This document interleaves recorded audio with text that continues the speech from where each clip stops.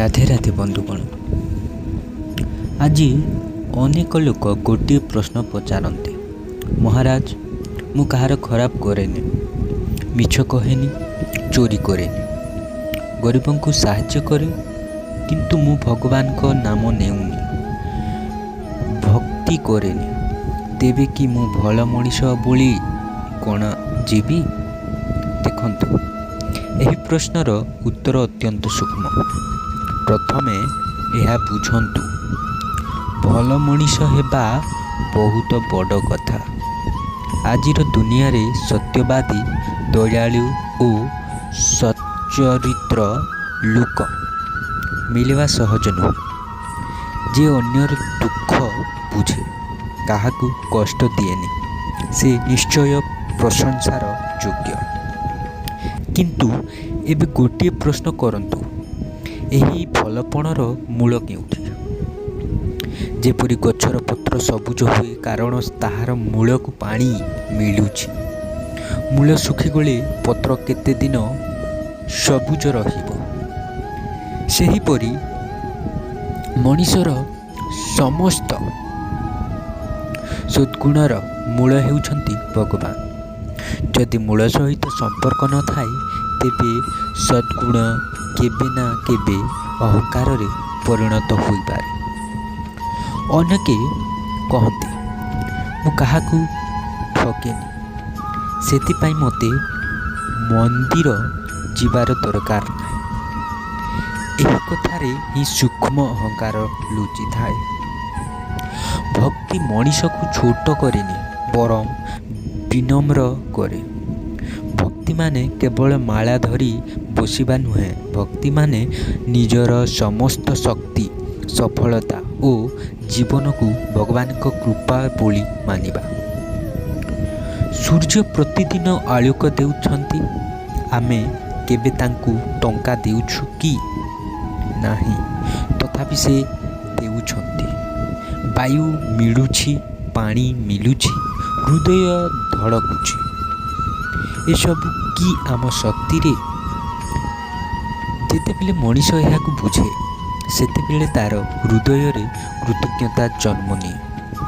ଏହି କୃତଜ୍ଞତାର ନାମ ହେଉଛି ଭକ୍ତି। ଭଲ ମଣିଷ ହେବ ଏକ ସୁନ୍ଦର ଫୁଲ, କିନ୍ତୁ ଭକ୍ତି ହେଉଛି ସେହି ଫୁଲର ସୁଗନ୍ଧ। ସୁଗନ୍ଧ ବିନା ଫୁଲ ଅସମ୍ପୂର୍ଣ୍ଣ ଲାଗେ। ଭଗବଦ ଗୀତାରେ ଶ୍ରୀକୃଷ୍ଣ କହିଛନ୍ତି ଯେ ପ୍ରେମ ଓ ସମର୍ପଣ ସହିତ ଯିଏ ପତ୍ର, ଫଳ କିମ୍ବା ପାଣି ଅର୍ପଣ କରେ, ସେହି ଭକ୍ତିକୁ ସେ ଗ୍ରହଣ କରନ୍ତି। ଭଗବାନ ଧନ ଚାହାନ୍ତି ନାହିଁ, ହୃଦୟ ଚାହାନ୍ତି। ଆପଣ ଗରିବ ନୁହନ୍ତି କି ଧନୀ, ଶିକ୍ଷିତ କି ଅଶିକ୍ଷିତ, ଭଗବାନଙ୍କ ପାଖରେ ଏହାର ମୂଲ୍ୟ ନାହିଁ। ସେ କେବଳ ପ୍ରେମକୁ ଦେଖନ୍ତି। ତେବେ ଯିଏ ଭକ୍ତି କରେନି, ସେ ଖରାପ ନାହିଁ। ଯଦି ସେ ସତ୍ୟବାଦୀ, ଦୟାଳୁ ଓ ସତ୍କର୍ମୀ, ତେବେ ସେ ଭଲ ମଣିଷ। କିନ୍ତୁ ଭକ୍ତି ତାଙ୍କ ଜୀବନକୁ ଆହୁରି ପୂର୍ଣ୍ଣ କରିଦେବ। ଯେପରି ଭଲ ଖାଦ୍ୟରେ ଅଳ୍ପ ଘିଅ ପଡ଼ିଲେ ସ୍ୱାଦ ବଢ଼ିଯାଏ, ସେପରି ଭଲ ଚରିତ୍ରରେ ଭକ୍ତି ଯୋଡ଼ି ହେଲେ ଜୀବନ ଦିବ୍ୟ ହୋଇଯାଏ। ଭକ୍ତି ମଣିଷକୁ ଭୟରୁ ମୁକ୍ତ କରେ। ଦୁଃଖ ଆସିଲେ ଭକ୍ତ କୁହେ, ଏହା ମଧ୍ୟ ପ୍ରଭୁଙ୍କ ଇଚ୍ଛା। ସୁଖ ଆସିଲେ କୁହେ, ଏହା ମଧ୍ୟ ପ୍ରଭୁଙ୍କ କୃପା। ସେଥିପାଇଁ ତାର ମନ ସ୍ଥିର ରହେ। ଭକ୍ତି ବିନା ଭଲ ମଣିଷ ମଧ୍ୟ କେବେ କେବେ ପରିସ୍ଥିତିରେ ଭାଙ୍ଗି ପଡ଼ିପାରେ। ଭକ୍ତି ହେଉଛି ମନର ଆଧାର। ଏହା ମଣିଷକୁ ଭିତରୁ ଶକ୍ତି ଦେଇଥାଏ। ସେଥିପାଇଁ ଭଲ ମଣିଷ ହୁଅନ୍ତୁ, ନିଶ୍ଚୟ ହୁଅନ୍ତୁ, କିନ୍ତୁ ସେଥି ସହିତ ପ୍ରତିଦିନ ଅଳ୍ପ ସମୟ ଭଗବାନଙ୍କୁ ସ୍ମରଣ କରନ୍ତୁ। ସକାଳେ 2 ମିନିଟ୍ ରାଧେ ରାଧେ କୁହନ୍ତୁ। ରାତିରେ ଶୋଇବା ପୂର୍ବରୁ କୁହନ୍ତୁ, ହେ ପ୍ରଭୁ, ଆଜି ଯଦି ମୋ ଦ୍ୱାରା କାହାର ମନକୁ କଷ୍ଟ ହୋଇଥାଏ, ମୋତେ କ୍ଷମା କରନ୍ତୁ। ଏତିକି ଭକ୍ତି ମଧ୍ୟ ଜୀବନକୁ ବଦଳାଇ ଦେଇପାରେ।